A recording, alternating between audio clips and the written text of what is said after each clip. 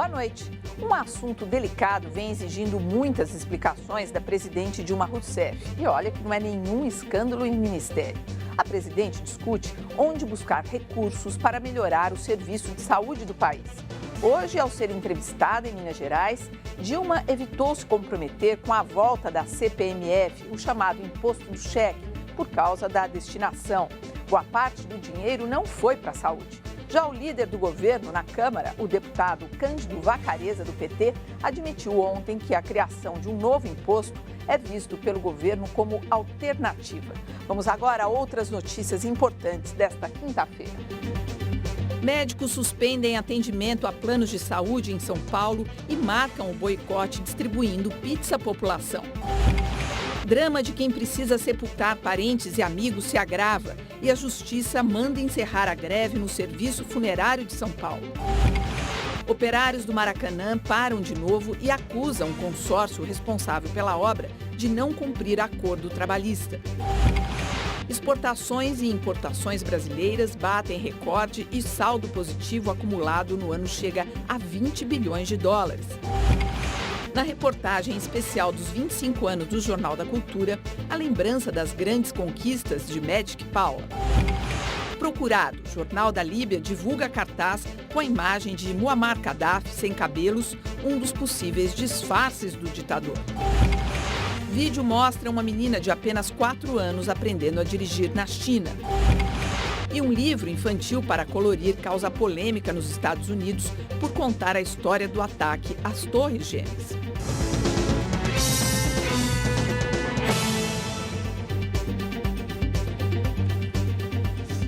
Participam da edição de hoje a professora de Direito Internacional da USP, Maristela Basso, e o professor de Filosofia também da USP, Vladimir Safatli. E hoje é dia do quadro Pronto Atendimento. Na redação está a advogada especialista em Direito Previdenciário, Marta Geller. Mande a sua pergunta através do Twitter ou do nosso site. O endereço é cmais.com.br/Jornal da Cultura.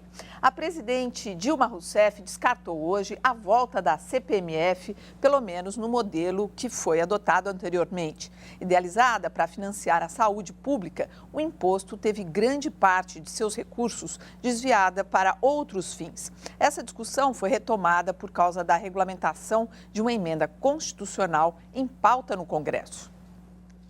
A emenda 29 foi aprovada pelo Congresso em 2000. Ela fixa na Constituição Federal percentuais mínimos que devem ser gastos com saúde pelo governo federal, estados e municípios. A necessidade de mais investimentos na área da saúde é fato. Mas, segundo o líder do governo na Câmara, deputado Cândido Vacarezza, a emenda 29 não vai mudar o cenário atual.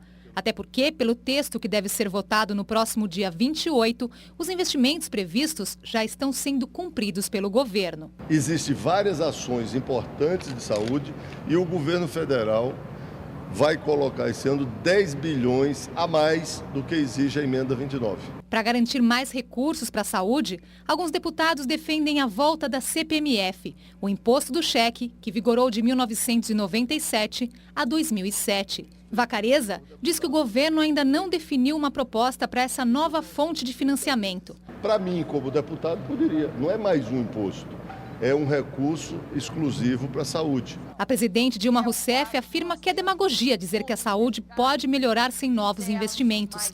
Em entrevista a uma emissora de rádio mineira, ela se declarou contra a antiga CPMF. Por que é que o povo brasileiro tem essa bronca da CPMF? Porque o dinheiro não foi para a saúde, foi para fazer outras coisas.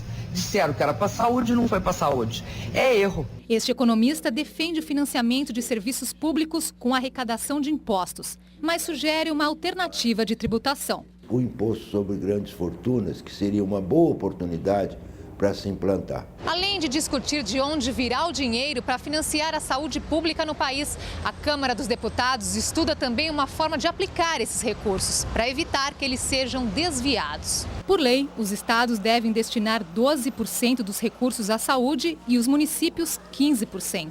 Hoje, parte dos governantes chega a contabilizar até o pagamento de aposentadorias e restaurantes populares para alcançar esse percentual mínimo. distorções que devem ser corrigidas pela emenda 29. Há estados que estão muito longe de contribuir, menos de 1/3 do que deveriam contribuir estão contribuindo, né? E se não houver esta pressão da regulamentação, eles não o farão. Como você viu, uma das propostas estudadas para dar mais recursos à saúde é a volta da CPMF. Se você não conhece a história desse tributo, o Jornal da Cultura explica. A contribuição provisória sobre a movimentação financeira foi criada por uma lei aprovada pelo Congresso Nacional em 1996, no governo Fernando Henrique Cardoso, atendendo principalmente a um pedido do então ministro da Saúde, o cardiologista Adib Jatene. A CPMF ganhou o apelido de Imposto do Cheque porque era cobrada em qualquer movimentação bancária, como depósitos, saques, pagamentos e mesmo em investimentos financeiros. A contribuição teve 3 alíquotas, que variaram de 0,20% a 0,38%. Ela foi cobrada entre 1997 e 2007, com uma interrupção de alguns meses em 1999. Em dezembro de 2007, o Senado rejeitou a proposta de prorrogação e a CPMF foi extinta. Cálculos do Instituto Brasileiro de Planejamento Tributário mostram que nos 10 anos de vigência da contribuição obrigatória, o governo arrecadou mais de 220 bilhões de reais. Cerca de 20% desses recursos não foram aplicados na área da saúde, ganhando as mais diversas destinações. E a Maristela está lembrando aqui, né, Maristela, que na verdade a CPMF é um imposto, porque contribuição é algo que você dá voluntariamente. Então eu contribuo para essa instituição de caridade se desenvolver. Mas isso é um imposto, é uma taxa tomada do indivíduo, né? Agora, o que vocês imaginam ou que vocês avaliam que tem por trás dessa movimentação toda do desejo de voltar à CPMF? Existe algum outro movimento, algum outro alvo que não seja... Olha, eu acho que, antes de mais nada, a CPMF era o imposto mais justo que o Brasil já conheceu. Exatamente, era famoso por ser um imposto justo. Justo porque era o imposto onde os ricos pagavam mais, porque aqueles que têm mais movimentação financeira eram os que mais contribuíam. E, de fato, quer dizer, o Brasil tem uma situação tributária muito peculiar, onde os ricos não têm impostos que deveriam ter, como, por exemplo, como o próprio economista lembrou aqui, não existe imposto sobre grandes fortunas, não tem imposto sobre herança, não tem imposto de solidariedade. Então, ou seja, se o Estado de fato precisa de mais dinheiro para a saúde, e lembre-se, quer dizer, criar um sistema público de saúde num país continental como o Brasil, com 200 milhões de pessoas, é um trabalho extremamente complicado, certo? De fato, é custoso, é muito oneroso, certo? Então, não há outra razão, não há porquê não ser as pessoas que têm mais dinheiro que sejam as que mais vão contribuir. Certo? Por outro lado, é verdade que uma parte do imposto não foi para a saúde, mas perceba, 80% do imposto era direcionado à saúde. E, como se não bastasse, esse era o imposto que servia para a Receita Federal poder averiguar de maneira mais clara quais eram as movimentações financeiras e muitas fraudes foram descobertas graças a esse imposto. Agora, o que se falou muito hoje, inclusive está na coluna do Jânio de Freitas, na Folha, é que, na verdade, o alvo de alguns deputados, da movimentação toda, é a liberação do jogo do bicho. Jogo do bicho, não, do jogo em geral. Desculpa, do jogo em geral. Porque, na verdade, existe a emenda 29 que exige uma porcentagem do orçamento que deve ir para a saúde. Enfim, a presidente vai ter que tirar esse dinheiro de algum lugar. Então, já que a CPMF seria um custo político muito alto, voltar com esse imposto que já tem esse histórico confuso, que não foi destinado para a saúde e tudo, então que isso forçaria para que fosse liberado o jogo e assim seria arrecadado o dinheiro necessário para a saúde. E como o governo perdeu qualquer parâmetro ético a ponto da presidente vir a público e dizer o imposto não revertia para a saúde, exatamente. Agora, então, como ele não revertia para a saúde, ele não vai continuar. E se ele vai continuar no jogo, quer dizer, mais imoral, mais antiético ainda. Então, é muito superficial, né? A atitude do governo é muito superficial. Superficial quando confessa que não usou a contribuição / imposto devidamente e mais superficial ainda quando diz que vai atrelar isso ao jogo, que a gente também sabe que é uma conversa superficial na medida em que não se consultou o povo, não houve um plebiscito sobre isso, os nossos deputados não conversaram sobre isso e voltar ao jogo é uma coisa bastante complicada, né? Por quê? porque junto com ele vem uma gama de outros crimes que são cometidos, né? Desde a do mais simples e mais antiga a prostituição, a lavagem de dinheiro, ao álcool, ao tóxico, à droga. Quer dizer, não estou dizendo que o jogo necessariamente traz tudo isso, mas sem uma discussão sobre os riscos que o jogo traz, é muito, muito temerário. Não, acho ótimo, quer dizer, contra a imoralidade do jogo, a moralidade da CPMF, porque a CPMF, tudo bem que ela não foi colocada integralmente na saúde, mas, de fato, 80% do imposto foi direto para a saúde. A questão é você criar um sistema de vinculação muito mais estrito, que impeça esses tipos de desvios. Mas alguém tem que pagar a saúde pública no Brasil, que é um direito constitucional, né? E ninguém mais do que as pessoas que têm mais dinheiro que devem pagar. Mas isso é um pouco antigo, né, essa FATLI. Quer dizer, tirar das pessoas, é o Estado que já recebe. Já é um inferno fiscal. O Brasil já é um dos países do mundo que mais tributo recolhe. E não dá para a saúde, não dá para a educação, não dá para os meios de transporte, não dá para as estradas, infraestrutura.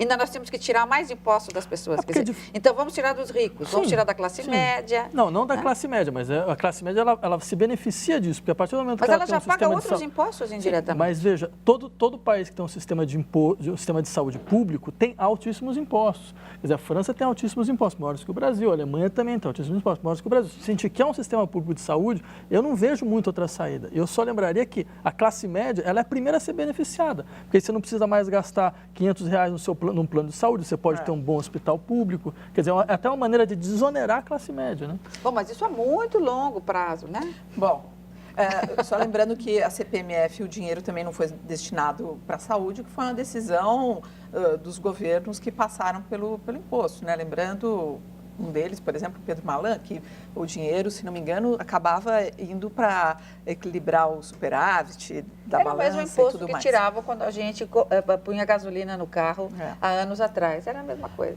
Bom, continuando aqui a falar sobre saúde, os médicos de São Paulo suspendem o atendimento eletivo a planos de saúde. A distribuição de pizzas durante um congresso da categoria hoje na cidade foi a forma que eles encontraram para chamar a atenção. Segundo os profissionais, as consultas médicas pagas pelos planos de saúde valem menos que uma pizza. Hoje eles recebem em torno de R$30 e querem que esse valor passe para R$80. A paralisação vai durar todo o mês de setembro e será em esquema de rodízio. A primeira categoria a aderir ao protesto foi a dos ginecologistas e obstetras, que não atenderão nenhum convênio até o próximo sábado. Os médicos decidiram que as urgências e emergências serão garantidas e que os protestos continuam até que todas as empresas procuradas se posicionem. Bruto, né? Liminar do Tribunal de Justiça de São Paulo determina fim da greve do serviço funerário, mas os funcionários pretendem recorrer e manter a paralisação até segunda-feira. O Sindicato dos Trabalhadores na Administração Pública e Autarquias do município, que inclui os funcionários do serviço funerário, fez uma manifestação em frente à prefeitura. Em greve desde a terça-feira, os servidores municipais pedem reajuste de 39% e melhores condições de trabalho. A categoria diz receber piso salarial de R$ 440, que chega a R$ 630 com o pagamento de gratificações. A prefeitura propõe reajuste de 11%. Segundo o sindicato, 90% dos funcionários do serviço funerário estão parados. A Guarda Civil Metropolitana está fazendo o transporte de corpos para funerárias e velórios. A decisão do Tribunal de Justiça estabeleceu multa diária de R$ 60 mil caso o sindicato mantenha a greve. Em nota, a prefeitura afirmou que considera inadmissível e repudia a paralisação por tratar-se de serviço essencial à população. Então, serviço essencial, e eu perguntava exatamente isso para a Maristela, como serviço essencial, essa greve pode ou não pode? Ela explica que é um direito constitucional de todo trabalhador. Todo trabalhador, seja ele do setor privado ou público, ele tem direito a fazer greve. Claro que a greve não pode ser abusiva e um pequeno contingente de trabalhadores tem que continuar desempenhando a sua função. Então, se eles estão dentro desse marco legal correto, eles estão corretos. Se o empregador, seja ele do setor público ou privado, quiser discutir a legalidade ou o cumprimento das regras, vai para a justiça e a justiça declara a abusividade da greve ou não. Mas essa é uma greve absolutamente legal, pelo que a gente está acompanhando na imprensa. O prefeito disse que a greve é inadmissível. Eu diria, inadmissível é alguém receber um salário menor do que o salário mínimo. Quer dizer, se eles recebem R$440, significa que eles não recebem sequer o salário mínimo. E eles querem 39%. Na verdade, a matéria fala em 630 mais gratificação. 440 mais benefícios, que chega a 630. Ou seja, isso é uma coisa, inclusive isso é inconstitucional. Eles não podem receber menos do que o salário mínimo. É um absurdo uma situação como essa. E é violador da dignidade humana, porque além de fazer o trabalho que eles fazem, nas condições que eles fazem, eles recebem menos do que o salário mínimo. É que o salário mínimo, quando foi criado lá atrás, era porque ninguém poderia vender o seu trabalho por menos do que a boa questão é como é que a prefeitura permitiu que chegasse a uma situação como essa. Pois é. E agora o prefeito quer que eles voltem ao trabalho. Sim, porque os corpos estão se avolumando e as famílias estão reclamando que fazem os funerais sem a presença, sem o corpo, né? Nossa, mas que coisa. Olha, só voltando ao assunto anterior aqui, incluindo alguns comentários, o Sete Belo, nosso twitteiro aqui, diz como não tem imposto, Safatli, sobre herança. Tem sim, vai fazer um inventário para ver. Não há imposto sobre herança no Brasil. É o imposto sobre a transmissão dos bens, né? Quando os bens saem do falecido, do decújio, né? do morto, para os seus herdeiros, sim, há impostos. Não, mas você tem um custo de taxação, mas não existe o imposto sobre a herança. Sobre a herança. E aí falam para você, Maricela, a contribuição é um tributo emergencial criado durante o exercício fiscal. Já o imposto é um tributo antes do exercício fiscal. Obrigada. Bom, vamos dar agora um pulo até a redação para a nossa primeira conversa com a Marta Geller, advogada especializada em Previdência Social. Boa noite, Marta. Boa noite a todos. Chegando perguntas por aí? Muitas perguntas. Temos aqui a Sueli, ela mandou aqui todo o andamento do processo dela no juizado especial. E a gente recomenda às pessoas que têm processo na justiça que elas sempre procurem os seus advogados para que eles informem o andamento do seu processo. Ele é a pessoa mais habilitada, a pessoa correta, que pode dar a informação certa para você. Mas a Sueli, Poli, ela não tem advogado constituído nos autos. Então, o que a gente recomenda a ela? Eu vi aqui, a ação dela foi julgada procedente em parte. Então, Sueli, você ganhou uma parte e perdeu outra. O que a gente recomenda a você é que você compareça no Juizado Especial Federal, procure se informar lá, as pessoas lá que estão lá para atender o balcão, elas são capacitadas, treinadas para esse atendimento e elas vão dar informação para você. E se você também tem direito, a Constituição e a lei garante a você o direito de estar representada no processo por um defensor público. Então, você pode pedir lá que seja nomeado um defensor público para você. É importante isso, né, Poli? Porque as pessoas às vezes não sabem que têm direito e isso é constitucional. Marta, a gente vai seguindo com o jornal, como vai ter uma outra entrada sua, daqui a pouco eu te chamo, ok? Obrigada.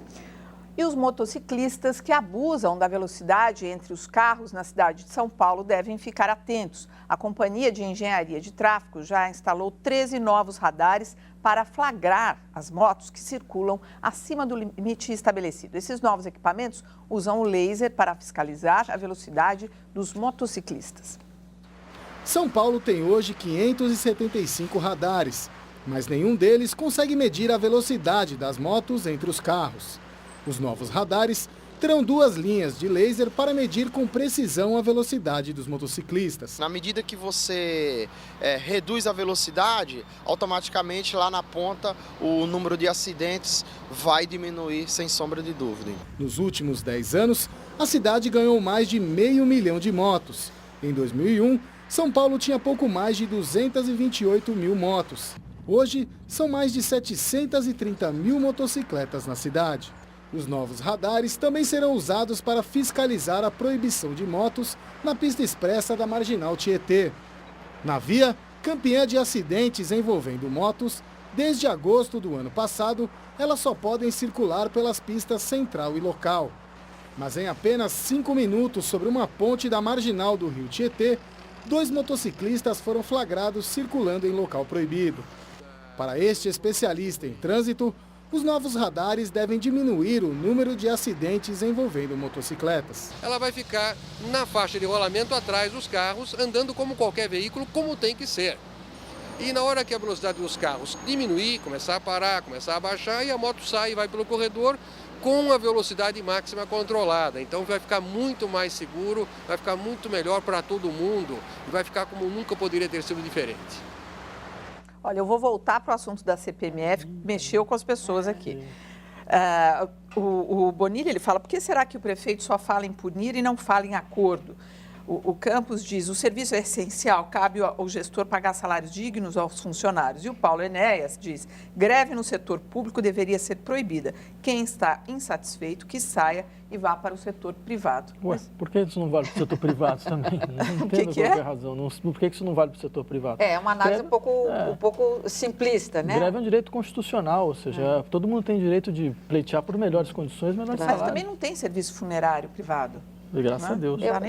Eu acho que o privado é aquela parte que cuida do corpo, faz o embelezamento, cuida de deixar ele direitinho, para ele ser depois enterrado. Mas o sepultamento é o serviço público. Mau exemplo na China. Uma menina de 4 anos foi filmada pelo próprio pai dirigindo em uma estrada movimentada.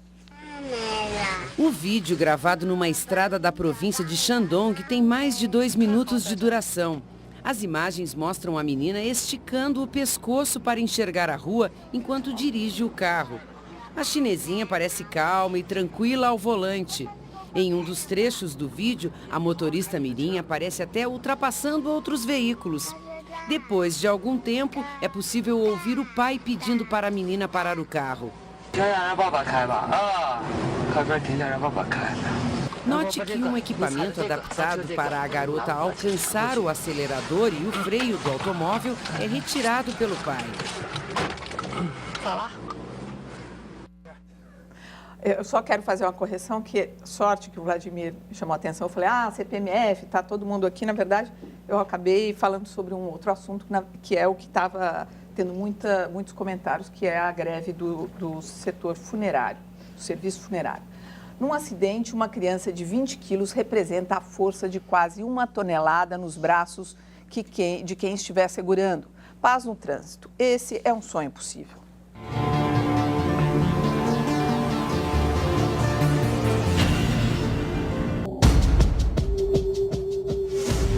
Eu de moto e um rapaz alcoolizado na contramão me pegou. Eles não conseguiam parar de pé, de bêbados. Foi então que eu peguei o celular de um deles e eu que conversei com a médica do resgate, ela me orientou a esperar até aguardar o corpo de bombeiros, né? Fiquei afastado 3 anos e meio sem trabalhar. Foi feito um boletim de ocorrência que acabava eximindo esses rapazes da responsabilidade. Você está ali caído no chão, com a perna quebrada, você não tem como contar e falar o que aconteceu. Só depois de um tempo que você está saindo quase do hospital que você vai ver o boletim de ocorrência e se depara com uma coisa que você não consegue, você não tem como processar alguém.